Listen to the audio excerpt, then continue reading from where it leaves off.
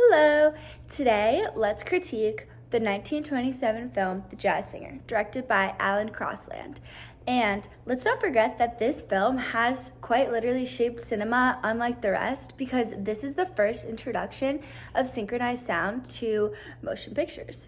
And beyond this technical innovation, The Jazz Singer offers a complex mix of realism, anti-realism, and character evolution and development. So let's break it down.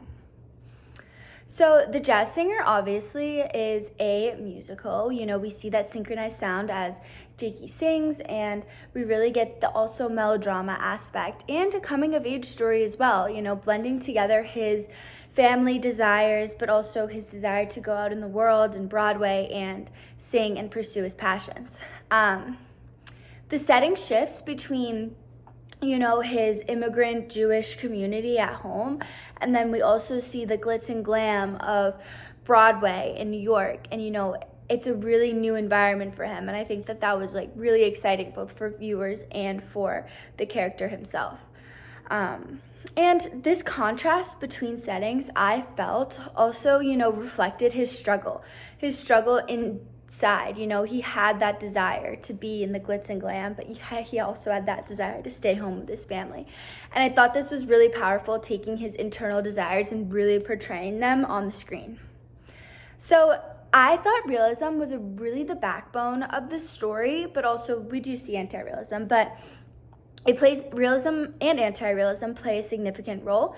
I thought that the realism did a great job depicting cultural expectations, and his generational conflict as his immigrant family are assimilating to the United States, but also he's young, he wants to get out there, he doesn't have that long, life of tradition like the rest of his family. And I think that this is, a very realistic conflict for people of the time. And this tension, it feels authentic, and it captures that pressure of being an immigrant during this time and trying to assimilate to a new culture. And I feel like that was really well portrayed. And I also feel like, it can be very timely today, because us young kids, our parents don't have the technology that we have, and they're not used to TikTok and all these things. And so we kind of feel like we're sometimes living in a different world than them, but we also want to be with them and we want them to understand, but it's just a hard conflict. So I think the movie did a really good job at portraying that. But we also obviously see some anti-realism appear throughout the movie.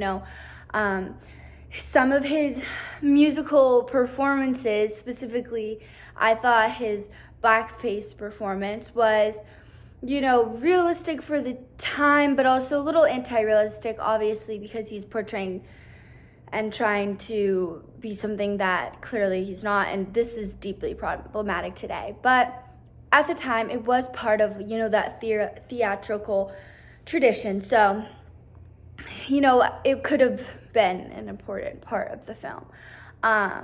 So I thought that this cinematic language throughout the film is what really brought it together and made it revolutionary. Of course, we get that first use of synchronized film kind of off and on. We hear it during his performances, we don't hear much of the dialogue, but it also immerses the audience into this new kind of storytelling. And I thought that was very different from other films, and also powerful, to portray that conflict. And it also kind of made it seem like when he was performing, those were the important moments of him kind of finding himself.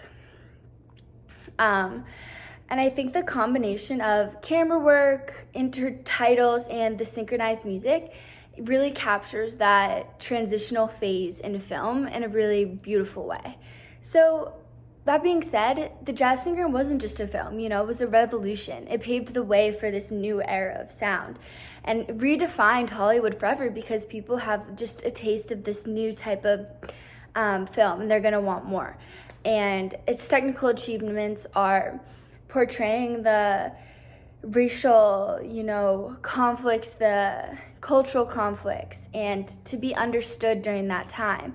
And this is both a milestone for the film industry and a reflection of cultural complexities of the time. but I really enjoyed it.